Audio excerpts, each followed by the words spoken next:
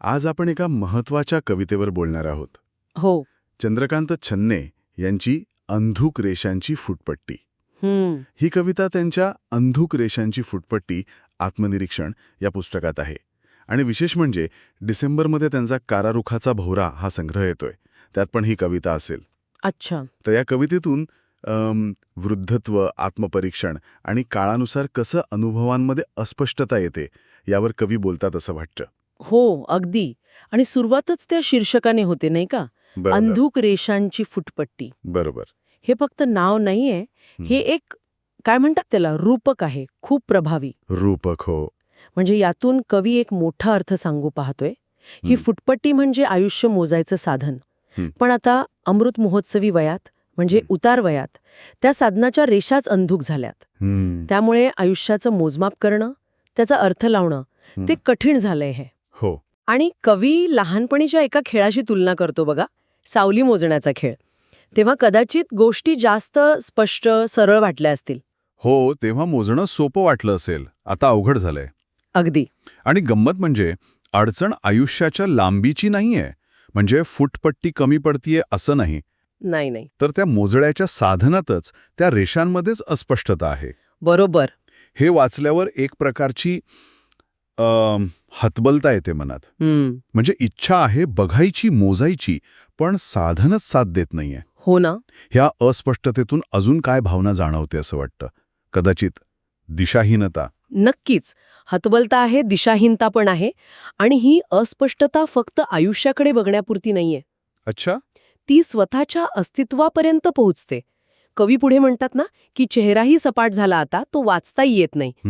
हे फक्त शारीरिक वर्णन नाहीये, त्याहून खूप खोल आहे.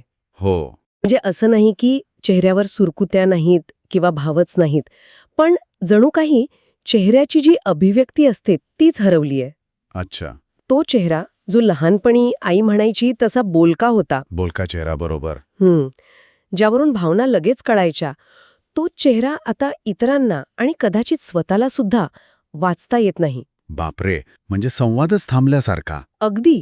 तसंच काहीचं. आणि मग याच विचारातून कवी स्वतःलाच विचारतो, आयुष्यभर खूप तर नाही ना बोलला हा चेहरा? हो. इथे एक थकवाय बघ. जणू काही बोलून बोलून व्यक्त होऊन चेहरा आता शांत झालाय. किंवा काय? किंवा कदाचित इतकं बोलूनही, व्यक्त होऊनही लोकांना त्याचा अर्थच कळला नाही. हा एक महत्वाचा मुद्दा आहे. ती एक पोकळी जाणवते इथे. आणि ती ओळ येते मग मिस फेस रिडिंगचा शिकार. बरोबर.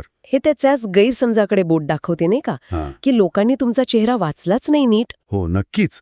आणि मला वाटतं हा अनुभव फक्त वृद्धात्वाचा नाही, अनेकांना कधी ना कधी येतोच. खरे, गैरसमज आणि मग येणारं एकटेपण. हो ना.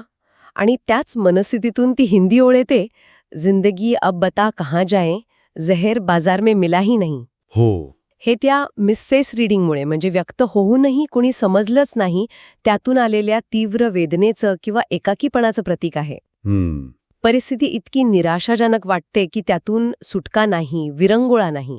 बाजारात जहर मिळत नाही कारण ती निराशा आतून आलेली आहे. पण एक चांगली गोष्ट म्हणजे कविता इथेच थांबत नाही. या निराशेवर शेवट होत नाही. नाही, अगदी बरोबर. कवी ती निराशा स्वीकारतो, पण खचत नाही.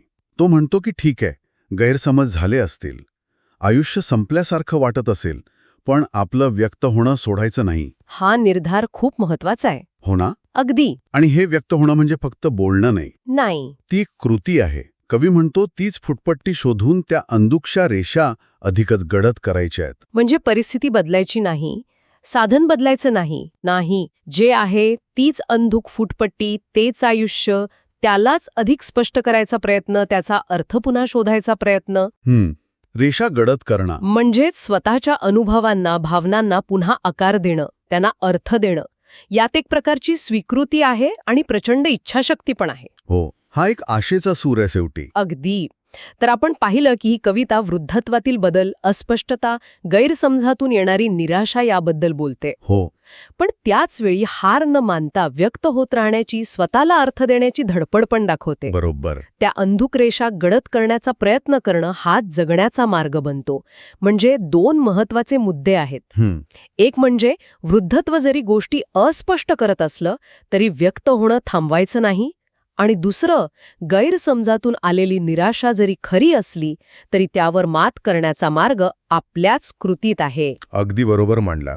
आणि जाता जाता श्रोत्यांसाठी एक विचार सोडून जाऊया. हो, कवी म्हणतोय त्याप्रमाणे अंधुक रेषा अधिक गडद करण्याचा जो प्रयत्न आहे फक्त, तो प्रयत्न करणं, ती कृती करणं हेच वृद्धत्वाचा किंवा आयुष्यातल्या कोणत्याही अस्पष्ट अनुभवाला कसं नव्याने आकार देऊ शकतो.